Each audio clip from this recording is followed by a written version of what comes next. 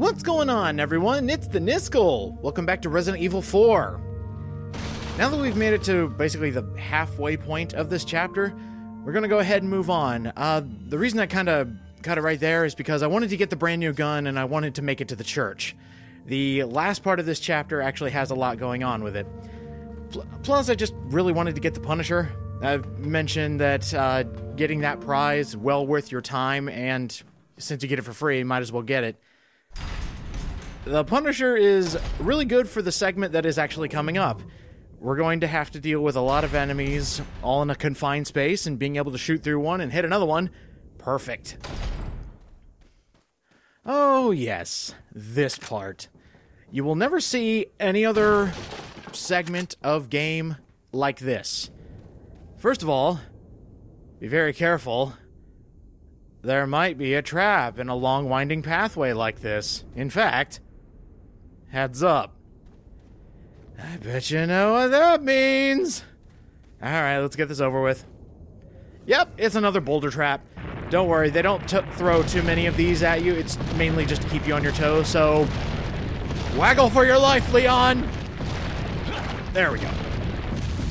Now, I've noticed a lot of speedrunners will actually let that boulder continue just a little bit longer just to get more distance for Leon, and I never really considered it.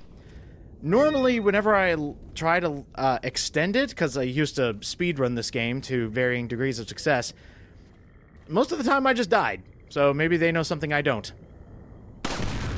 Oh yeah, we're gonna have to deal with a lot of exploding tripwires and a lot of dudes that are standing in front of those tripwires. So yeah, they're not gonna stand a chance. Around this swampy area, there's actually a lot of goods that we can pick up. For example, hand grenade right there.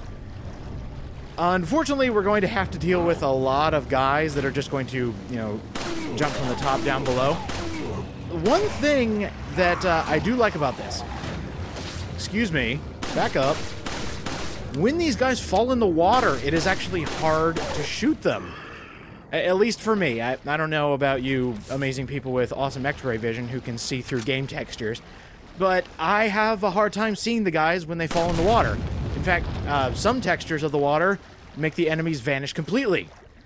So, my hope is that you can either hit them in the water, shoot them in the face, and try not to hit them too much so that they fall over. It's a lot easier to see them when they're upright like this. See, like right here? I can barely see that. Okay, never mind. You can kind of see that.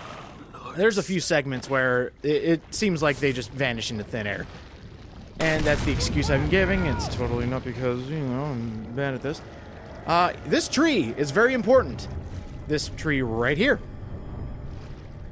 That's, oh, well, that guy's coming around. Right in there! When I used to play this back in the day, since I never bought the treasure maps, because I was thinking, you know, I don't need to get the treasure maps, I always missed that treasure. That is something you can sell, I believe, for 10,000 pesetas. Easy money.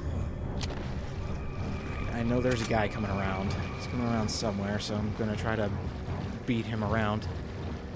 Beat him around the area, not actually beat him around. Everybody gather around. We're going to beat this guy. Ooh, we were getting to a lot of guys. Oh! Oh, no. Oh, bad time to reload. Okay, maybe not that bad. We're good. Oh, the reload speed is actually...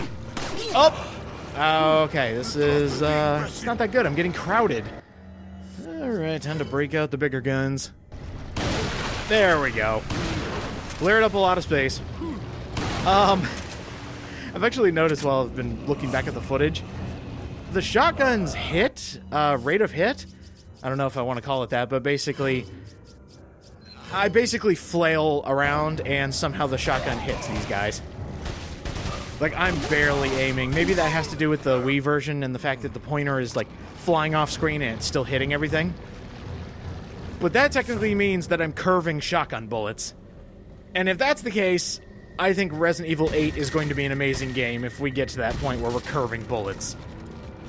But now that Resident Evil has gone back to somewhat realistic and not over-the-top cartoony, even though Resident Evil 7 did have its moments, maybe we won't get anything as abstract as that.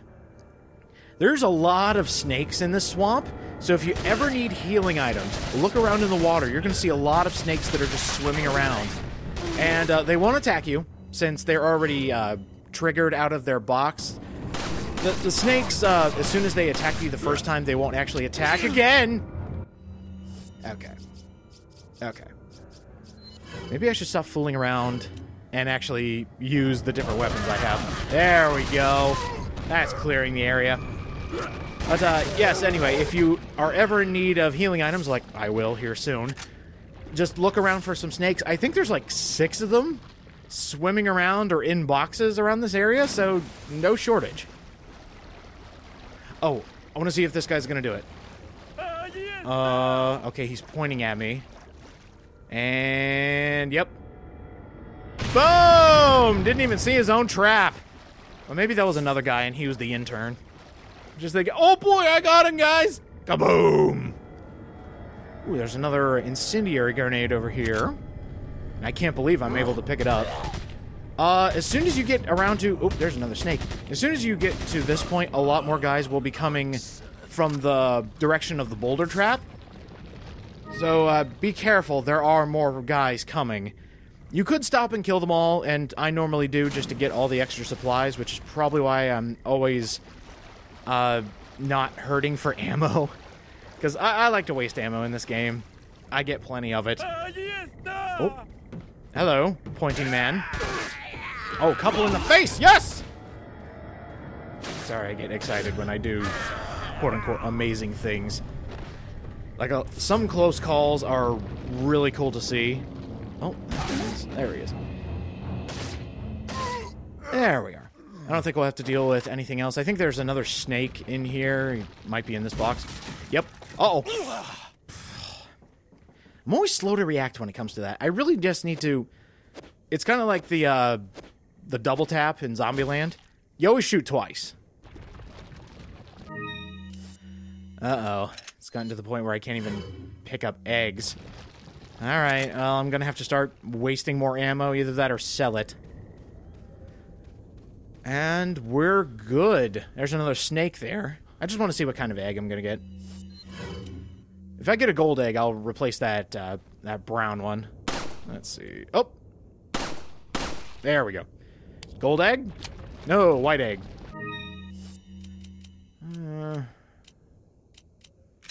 Yeah, forget it. Okay. This part is very important. I wonder, should we take a look at our map? Because I don't think there's anything telling us specifically that we need to be here. No, there isn't. There's a treasure on this pathway. But you don't want to go down there just yet. Doesn't look like we missed any treasures. Let's go up to the left and see what's on this ledge area here. I wonder if we'll be able to see the whole lake.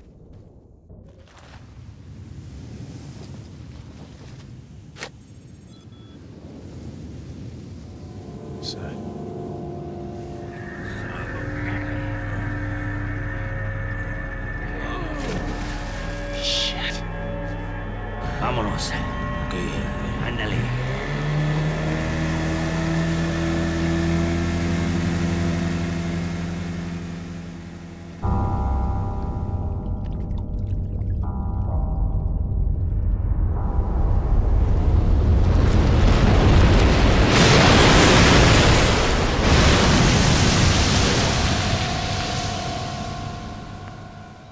Of course. We read a note saying that a monster was protecting the lake. I believe it was called Del Lago, or Del Lago. And there's the other police officer that escorted us here. He's gone. Well, perfect. There's a giant lake between us and our objective. We need to get to the other side. There's a giant monster in the lake. I don't want to fight that thing. So, if at all possible, I'm going to try to cross the lake without disturbing it. Maybe I can swim softly. Yeah, that works. Just ask all the people who try to swim around sharks. There's one more place over here. By the way, you won't really want to pick up that yellow herb, just in case. And there's a typewriter. I bet you know what's coming up, but in case you don't, I would actually suggest you save here. Trust me on this. I want you to save here. And, you know what? I really want to keep this, so I'm going to ditch this since I barely ever use them. Save here, and if you're going for a no-death run, trust me, you want to save here. And, when you get on the dock, go fishing. Trust me, nothing bad happens. In fact, there's so much not bad happening, you should wait till the end of the episode. Oh, and by the way, if you also want achievements or trophies, go fishing here. Right here. Okay, onto the boat, and off we go. We need to head over to the right side of the lake. Well, we're not going to make it, are we?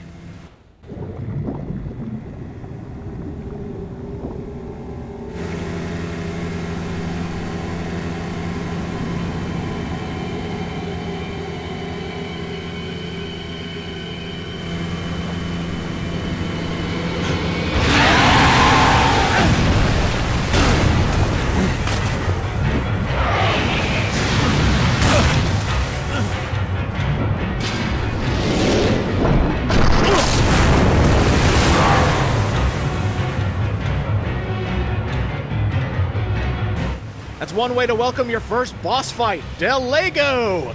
Or as I just call him, the alligator boss. Immediately you want to drive to the right or the left to avoid those little giant piles of sticks. Uh-oh! Ah! Okay, I was trying to get through without having to show this, but you want to avoid Delego himself. Every time he dives under the water, you want to make a giant turn to completely avoid him. Otherwise, you're going to get hit. What? What happened? All right, this is really bad. Waggle to swim! Waggle to swim! You really want to waggle faster, because if you're in danger, you can die here. Okay. That was extremely dangerous. Heal, please. God, what hit me? Well, maybe I hit one of those giant bramble things? I don't know. But anyway, if you are in danger, if you have no health left, there's about a 5% chance that you can survive that. So I'm incredibly lucky that I was allowed to get back on the boat. And the only thing you want to do, since you only have one type of weapon, is just toss harpoons at the back of this thing. You'll know you hit it when a bunch of blood comes gushing out. And, okay, here we go. When you hear him dive down and there's no music, he's coming. I don't know how we don't know this because our boat's attached to him, but... Oh, here he comes! Here he comes! You only gotta hit him once in order for him to not get hit! Okay, good. Yeah, if he gets about that close where I hit him, like, square in the face, he's gonna knock you off the boat, and that's an instant knockover. Not an instant death, no. He just knocks you out. But, yeah, I really like this fight because they completely changed the playstyle, where you are being dragged along, and you need to do enough damage in order to win this fight, and then you also have to steer the boat yourself to get out of the way. Oh, we got another showdown. All right, here we go. And I love how the rope disappears on the front of your boat. That way you can't tell which direction he's coming. Until you get an audio cue. And this alligator should be almost done. Probably one more hit.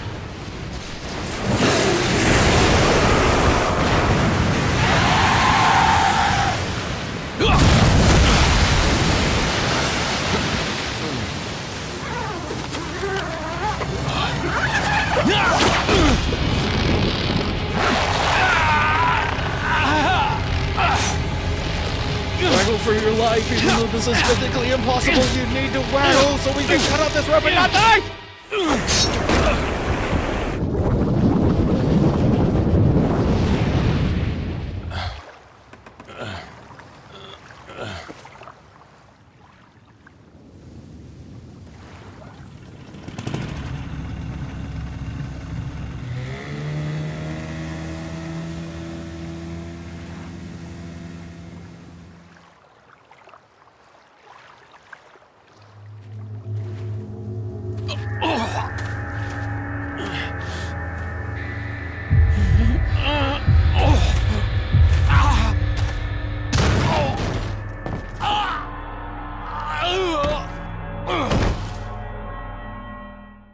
That is one bad case of hypothermia. I'm just kidding, Leon passed out. We'll probably find out in the next chapter, but there's your first boss fight, and there's the end of Chapter 1-3. We're starting Chapter 2 next. But before we leave, I'm sure a lot of you are wondering about a few specific things. Let's start off by fishing. Hey, achievement whores! Hey, trophy whores! Go fishing! Nothing bad could possibly happen when you have a giant alligator! The achievement even says, do not shoot the water! This is a brilliant idea, in my opinion. There are 12 achievements in Resident Evil 4 HD, and one of them is to take a death and get 50 gamer score. Great. And now, because a lot of you are probably wondering, let's show off the cutscene death if you don't waggle hard enough. And this one just makes me sad. It's not violent, it's just sad.